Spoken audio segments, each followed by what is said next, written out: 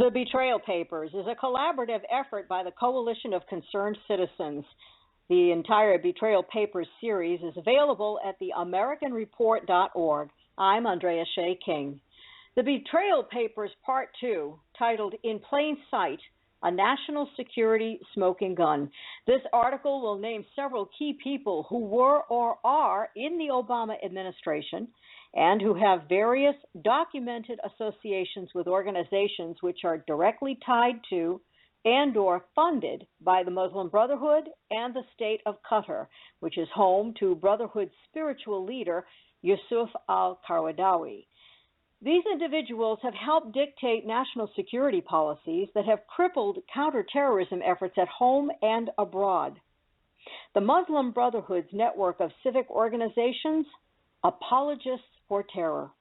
In 1963, the first Muslim Brotherhood front group established itself in the United States and Canada, the Muslim Students Association of the U.S. and Canada, a group based on college campuses in North America.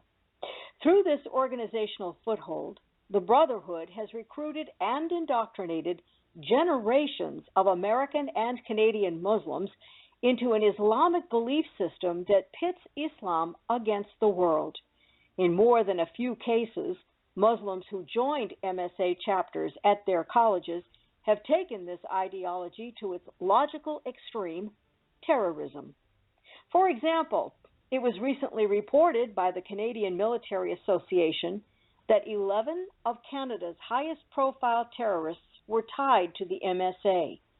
The Muslim Students Association, MSA, is the first Muslim Brotherhood organization to gain a foothold in the United States.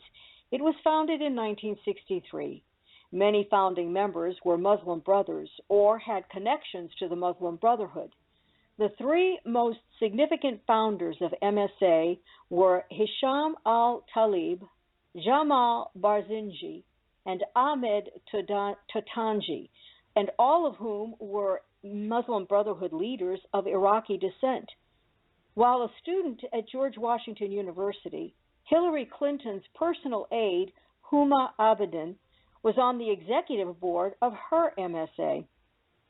Since the early 1960s, the Muslim Brotherhood's MSA has birthed a large number of purported civic organizations, which are anything but civil.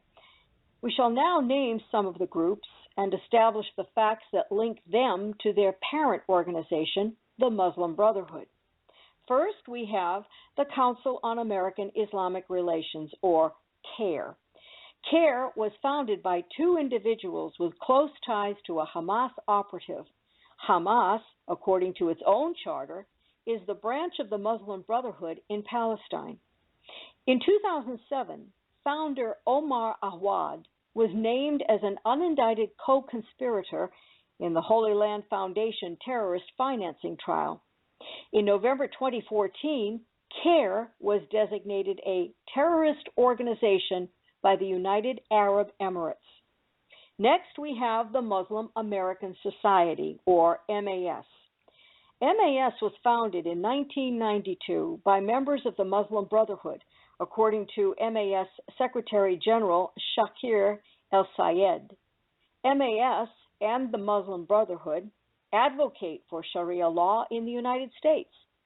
MAS identifies the Islamic Society of North America, ISNA, and Muslim Students Association, MSA, as organizations with the same goal, the Islamic Revival Movement. In November 2014, MAS was designated a terrorist organization by the United Arab Emirates.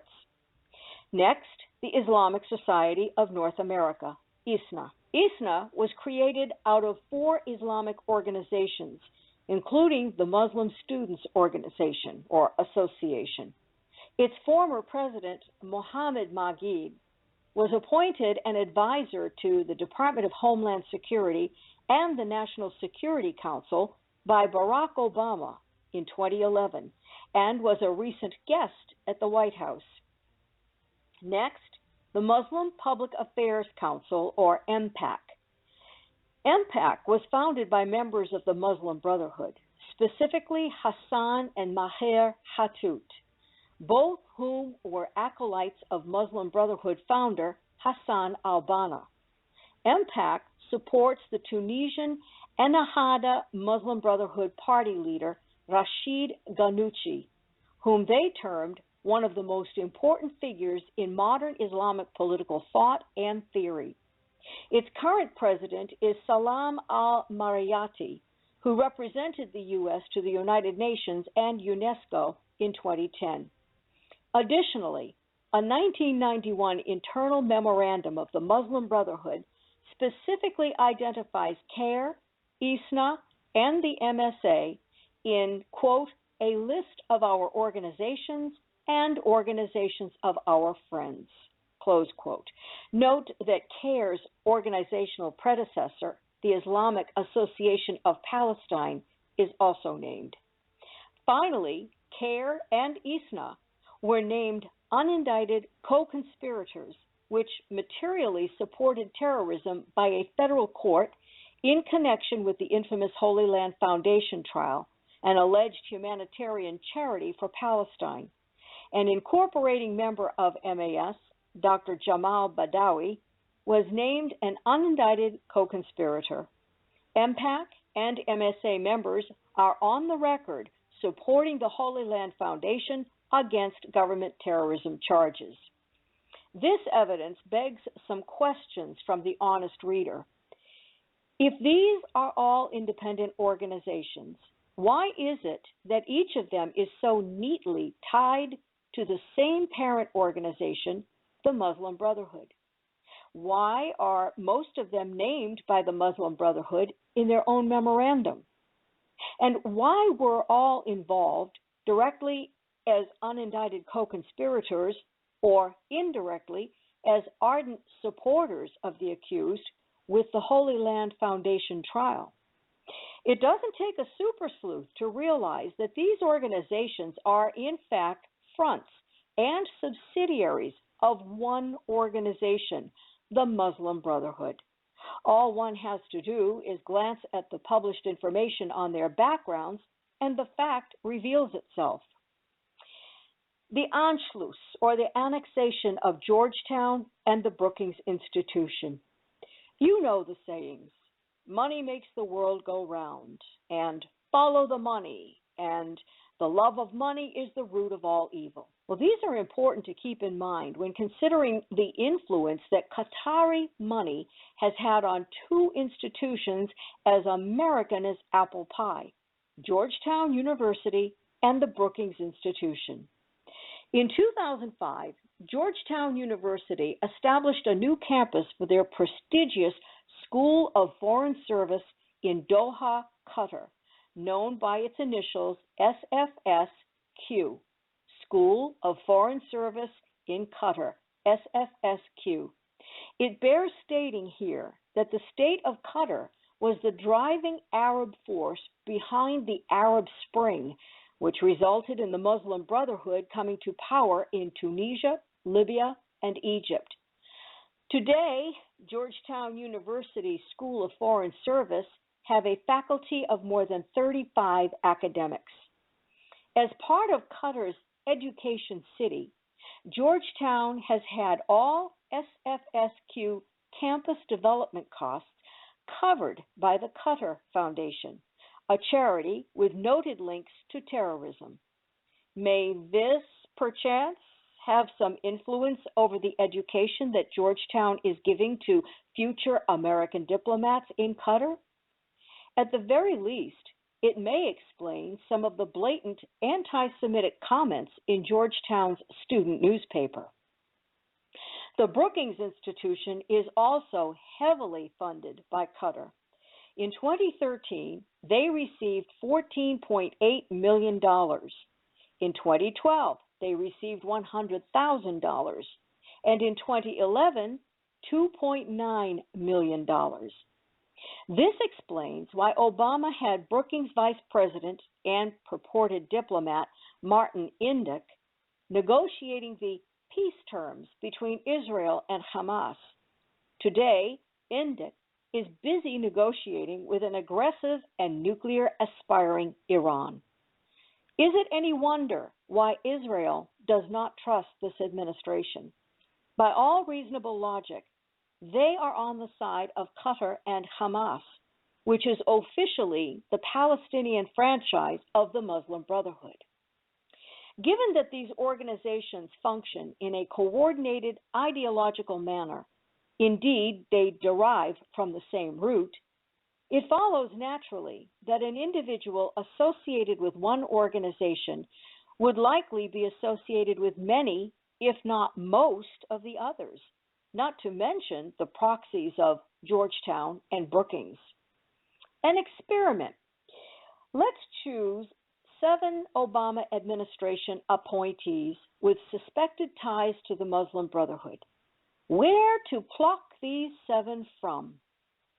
In December 2013, the Egyptian political magazine Rose el-Yusuf, in an article titled "Not Huma Abedin Alone," named 6 additional Obama appointees it claimed were operatives of the Muslim Brotherhood. You can read an English translation of the article in our series, which are published at theamericanreport.org. Let's see if their claims stack up based on the information we have. Here are the 6 named operatives, plus Huma Abedin, and their titles in the Obama administration. First, Arif Ali Khan, Assistant Secretary for Homeland Security for Policy Development from 2009 to 2010. Ibu Patel, a member of the President's Advisory Council to the Office of Faith-Based and Neighborhood Partnerships from the year 2000 to the present. Huma Abedin, Personal Aide and Chief of Staff to Secretary of State Hillary Clinton from 2009 to 2013. Mohammed Magid, the Department of Homeland Security's Countering Violence and Extremism Working Group from 2011 to the present.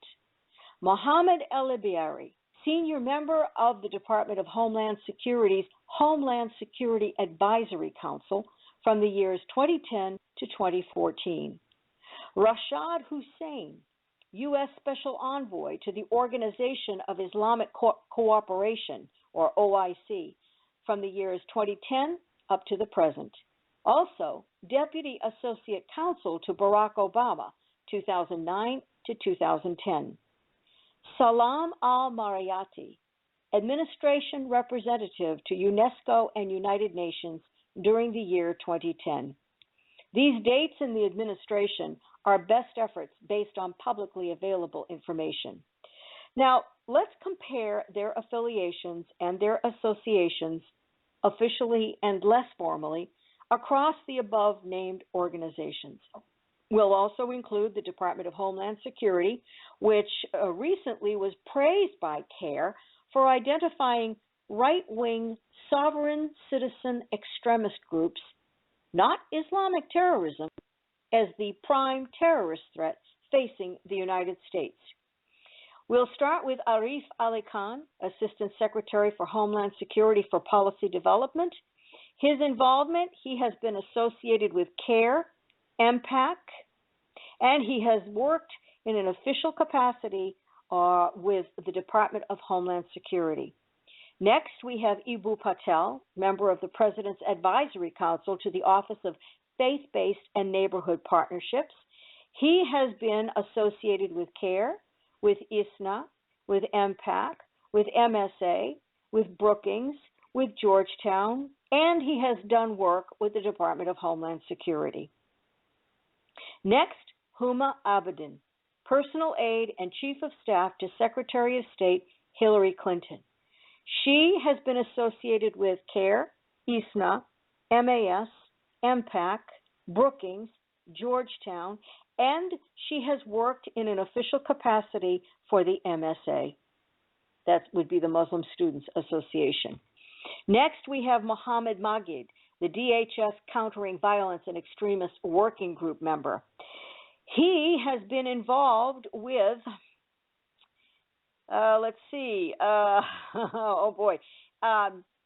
he has been involved with the CARE, with MAS, with MPAC, with MSA, with Brookings, and he has done work in an official capacity for ISNA, as well as the Department of Homeland Security and Georgetown University. Next, Mohammed El-Abieri, senior member of Department of Homeland Security's Homeland Security Advisory Council. Mohammed El-Abieri has worked in an official capacity with CARE and with the Department of Homeland Security. He has been associated with ISNA, MAS, MPAC, MSA, and Georgetown. Rashad Hussain, U.S. Special Envoy to the Organization of Islamic Cooperation.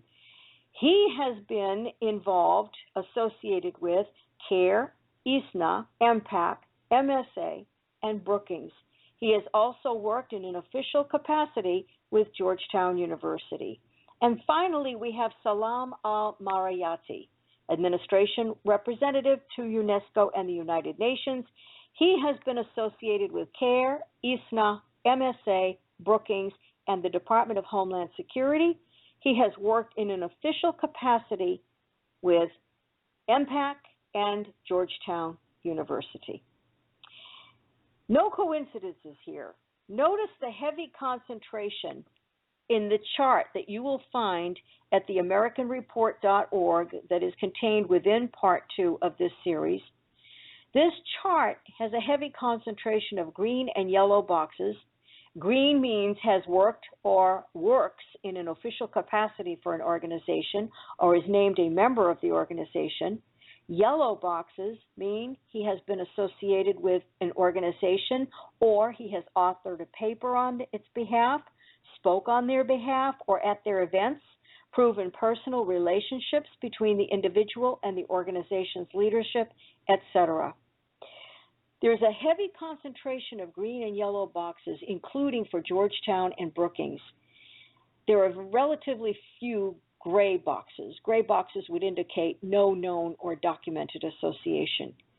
Individually, these associations mean little. Likewise, had this been just one random appointee in the entire administration, well, this story wouldn't warrant the attention of the American public.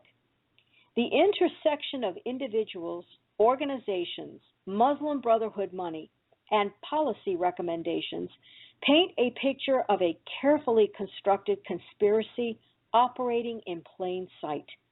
The Muslim Brotherhood has hijacked the American government and military and is using them as a tool to build a global Islamic caliphate. Let me repeat. The Muslim Brotherhood has hijacked the American government and the military and is using them as a tool to build a global Islamic caliphate. The conspirators are changing the culture at home to accommodate Sharia law and using law enforcement to demonize ordinary American citizens as national security threats. These are Barack Hussein Obama's appointees. This is Barack Hussein Obama's administration, and these are people chosen to advise him on national security and Islam. From expunging Department of Homeland Security training materials of the threat posed by Islamic doctrine to corrupting American foreign policy, the policy ramifications of these and similar appointments will be explored in the next Betrayal paper articles.